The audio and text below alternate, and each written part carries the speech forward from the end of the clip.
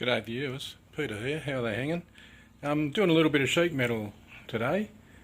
Now, I'm not a sheet metal worker by any stretch, but when I went to technical school, Williamstown Technical School I went to in 1970, so in we called it Form 1, which is now called Year 7, I did sheet metal work in years Form 1 and Form 2, so that's Year 7 and 8. And we had a pan break and stuff like that. But I'll show you what I've been up to. So here, I can't see anything that you can see. So bright out here. I've drawn myself a little drawing. Now, if you can see what I've got here, it should look something like that.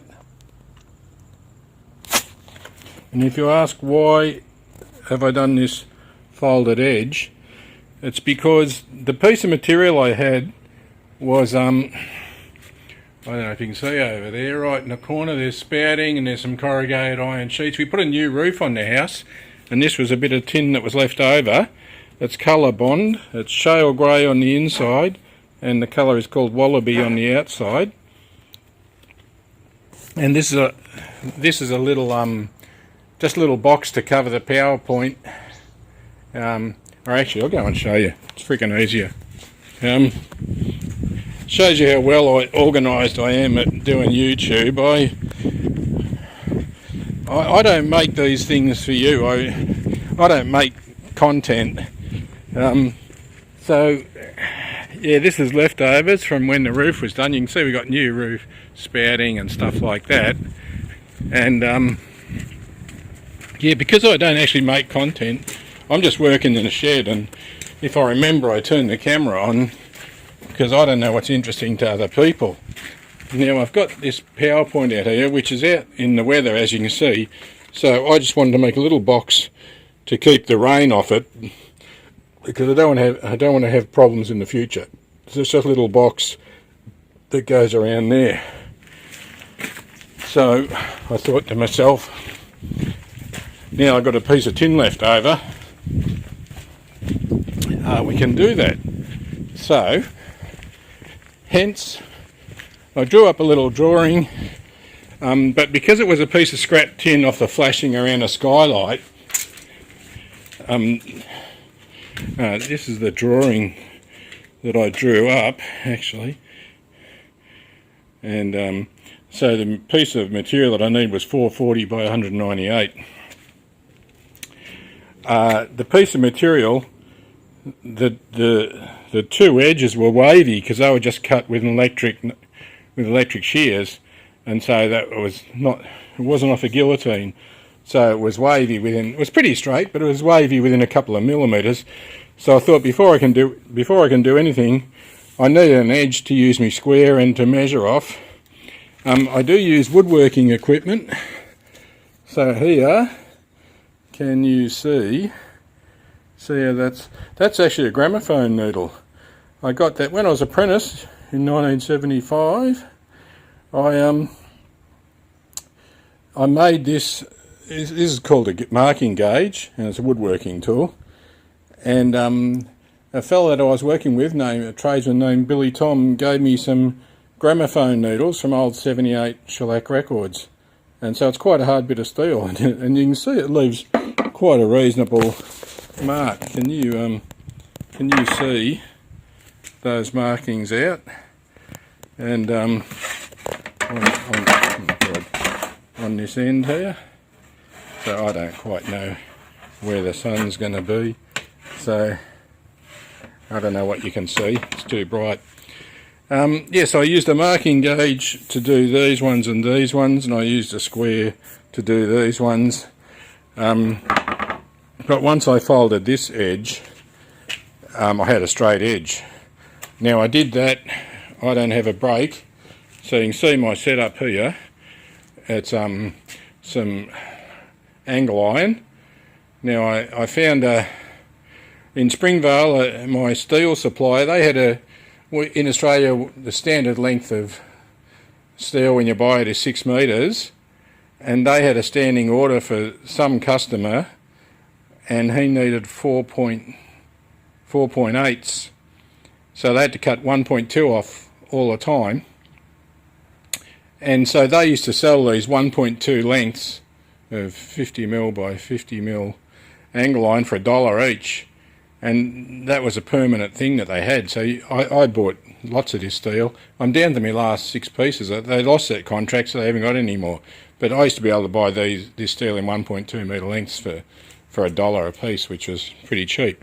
Anyway, so by using, I've got my Dawn vise here. I've got a 4-inch Dawn vise and a 6-inch Dawn vise, and then by these 2 bits of angle iron and a G-clamp, that's how I did that bend, but I'll try and save one and show you. But that's what we're doing at the moment. So Uru.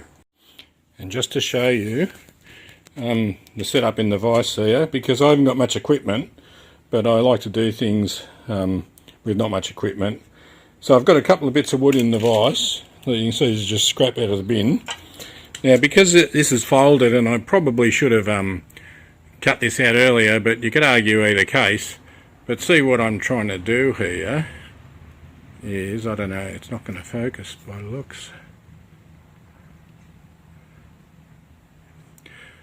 Because it's folded, I cut that with a hacksaw, and then I'll do that 45 with the tin snips, and down the bottom, I don't know if you can see, there's another 45 somewhere, but I don't know if you can see it in the light. So I elected to do this with a hacksaw, so that's why I did that, and I used a 32 tooth hacksaw. As you can see, people say, why have you got 3 hacksaws? One's got a 24 tooth, one's got an 18 tooth and a 32. That keeps me out of trouble. I've actually got another couple of hacksaws in the other shed, I think. You find them over your life. I didn't buy them, I just acquired them along the way. And yeah, that's what I'm doing there. I'll get back to you later. Okay, fellas. So you can see I've got it in the vise. I'm not sure what you can see. So I've got that line there, and I put 2 pieces of scrap material I had in this vise. I don't know if you can see my markings there. So what I've done is I've notched that out there. Now this part I could do with tin snips, and the 45 I did with tin snips, but the double folded bit I cut. You can see it's still got the protective film on the ColourBond finish. And where is it? The tin snips I used were just from my dad. These are just a pair of Gilbo tin snips, nothing special about them. I did touch them up with a diamond stone a couple of years ago, and these are what my dad used to build his house in 1951. When he built his house, he was about 21 years old, and must have been to do a bit of spouting or something, or downpipes. And that's Dad's tin snips. Now the material I found out, most of corrugated iron is about 0.42 of a millimetre thick. This stuff is 1 millimetre thick, so it actually is a bit hard to cut.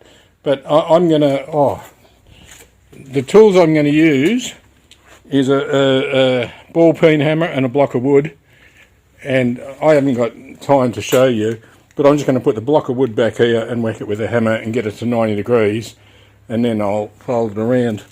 So Uru. Okay, so I've just I folded this end over in the setup that I showed you earlier. Now I've chosen not to do this one at the minute because now I have to decide. I've got 2 folds to do here,